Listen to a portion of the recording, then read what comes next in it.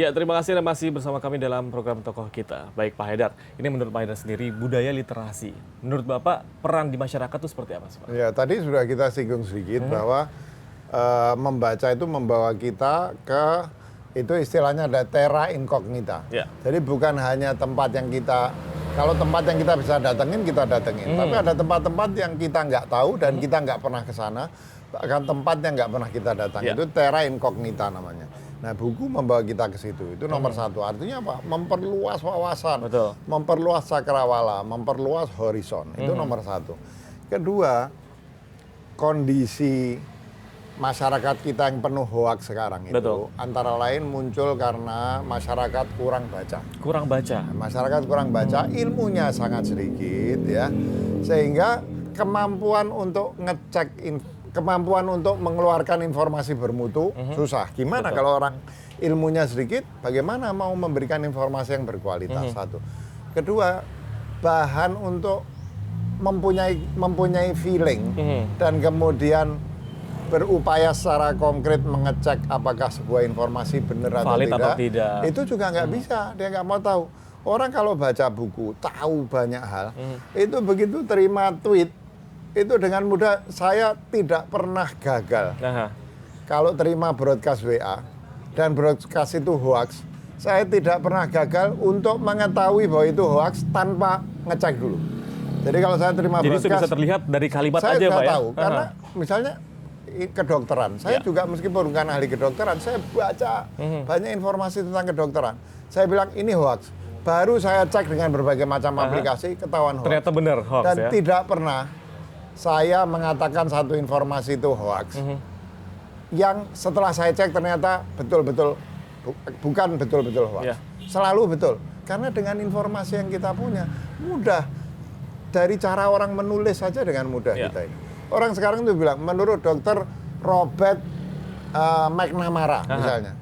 Padahal kalau kita Google nggak ada nama itu dokter tidak ada. Robert McNamara, tapi itu diedarkan. Betul. Nah, itu juga problem rendahnya literasi. Dan di negeri kita ini apa boleh buat, literasi di tempat kita ini rendah dan sekarang ini menurun. Ya, jadi sekarang ini pola orang mencari informasi sudah berubah. Orang tidak mencari informasi dari buku. Orang mencari informasi dari internet. Internet itu ada tulisan berkualitas, yang dicari tulisan yang tidak berkualitas. Sebagian dari YouTube. YouTube itu isinya sebagian berita-berita yang nggak benar. Sehingga kalau kita gagal di dalam mengembangkan budaya literasi, menurut saya nasib bangsa ini berada di ujung tanduk.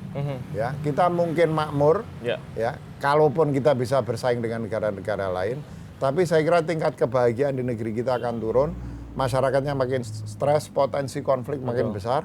Karena itu kita nggak punya pilihan lain kecuali mengembangkan budaya literasi dengan berbagai macam cara, dan pemerintah mesti sadar untuk mendukung agar masyarakat pembaca ini mendapatkan seluruh akses, fasilitas, kemudahan untuk bisa mengembangkan budaya literasi. Pak Haidar, ini terkait dengan pemerintah. Menurut Pak Haidar sendiri, peran pemerintah untuk budaya literasi ini seperti apa harusnya? Sudah membesar ya, sudah membesar karena saya terlibat juga misalnya di komite buku nasional. Ya, saya salah satu badan pembina, anggota badan pembina.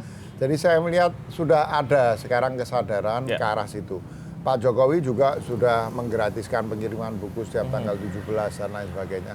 Tapi menurut saya melihat tantangan yang begitu besar, melihat besarnya negara kita, melihat besarnya jumlah penduduk kita, melihat masih rendahnya tingkat pendidikan kita, pemerintah saya kira harus melipat gandakan perhatiannya di bidang ini. Kalau tidak, menurut saya kita akan ketinggalan. Jadi upaya mengembangkan budaya literasi berjalan, tapi volume dan magnitudenya kecil, sementara pengaruh yang membawa orang ke arah anti budaya literasi makin besar. Dan kira-kira faktor penghambatnya itu apa sih sebenarnya Pak? Saya sendiri sebetulnya agak bingung, tapi begini, sebetulnya kan sudah sejak masa reformasi disepakati bahwa 20% APBN itu adalah untuk pendidikan. Dan literasi bisa masuk ke situ. Ya. Tapi yang saya dengar, 20% ini diakali, bukan dikorupsi. Diakali sehingga dipakai gaji pegawai negeri di bidang pendidikan, macam-macam. Akhirnya menurut ahli, itu yang betul-betul kepake untuk dunia pendidikan itu hanya 6%. Sebagian daerah, kota-kota kecil itu hampir-hampir mungkin 1% atau 2%. Berarti tidak maksimal kelihatannya ya, Pak, dilaporkan ya, 20%, padahal 1%, 2%, rata-rata sebetulnya hanya 6%. Nah itu kan sudah habis untuk sekolah. Betul. Sekolah untuk punya perpustakaan, susahnya setengah mati. Perpustakaan itu kalau cuma ada rak buku, nggak ada pustakawan yang betul-betul ahli dan mengajak siswa untuk senang baca, nggak ada gunanya. Jadi saya kira nomor satu, harus diteliti lagi, apakah amanat undang-undang agar 20% anggaran belanja itu untuk pendidikan betul-betul diterapkan, betul-betul untuk pendidikan, dan sebagian cukup signifikan menurut saya harus diarahkan kepada upaya-upaya pengembangan literasi ini. Baik. Nah, kalau kita kaitkan dengan agama Islam secara khusus di sini, Pak, salah satu perintah agama ialah iqra atau membaca. Nah, kalau kita kaitkan dengan budaya literasi, menurut Pak Haidar sendiri seperti apa? Iya, saya kira itu sebetulnya terlalu jelas ya. Dan iqra ini kan, iqra itu membaca tanda-tanda Tuhan. Tanda-tanda Tuhan itu tanda-tanda kebenaran. Bisa di buku, bisa di alam, bisa di dunia imajinasi, ya tidak terbatas. Bahkan ada satu kejadian yang kalau kita membaca sejarah Nabi, itu semua orang tahu, tapi mungkin saya khawatir sebagian orang sekarang sudah nggak sadar lagi. Bahwa Nabi itu kan nggak suka nangkep tawanan perang. Nah, tapi karena tawanan perang itu bagian dari tindakan retaliasi, orang nangkep orang Muslim dijadikan tawanan, maka orang Muslim sebagai tindakan retaliasi juga nangkep dan menjadikan tawanan perang. Tapi Nabi itu senang untuk membebaskan tawanan perang. Dan salah satu cara Nabi agar tawanan perang itu bisa dibebaskan, itu kalau mereka diketahui bisa baca, itu disuruh ngajarin baca orang Muslim yang nggak bisa baca. Kalau sudah, mereka dibebaskan sebagai imbalan karena bisa ngajarin baca. Begitu perhatiannya Nabi itu kepada kemampuan membaca itu. Nah, hal-hal seperti ini tidak menjadi penting. Memang waktu itu membaca itu artinya memberantas buta huruf. Tapi kan memberantas buta huruf itu awal dari berkembangnya budaya literasi. Bagaimana budaya literasi mau berkembang kalau orang baca buku aja nggak bisa. Ya. Dan budaya Islam sejak zaman Nabi, di zaman sahabat, sampai akhirnya menguasai hampir seluruh Eropa pada waktu itu ditandai luar biasa oleh budaya penulisan buku. Pasar buku di zaman kerajaan-kerajaan atau khalifah Islam itu luar biasa. Buku-buku itu, ada cerita misalnya Al-Farabi itu mendapatkan buku yang dia cari di satu pasar. Jadi dia sedang pergi ke pasar, ada orang nawarkan buku yang dia sudah cari bertahun-tahun. Ya, perpustakaan-perpustakaan yang disebut Baitul Hikmah itu luar biasa berkembang.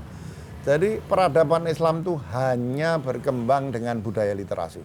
Tanpa itu nggak mungkin bisa berkembang. Sayangnya menurut saya, negara-negara Muslim ini termasuk di antara bangsa-bangsa yang budaya literasinya paling rendah.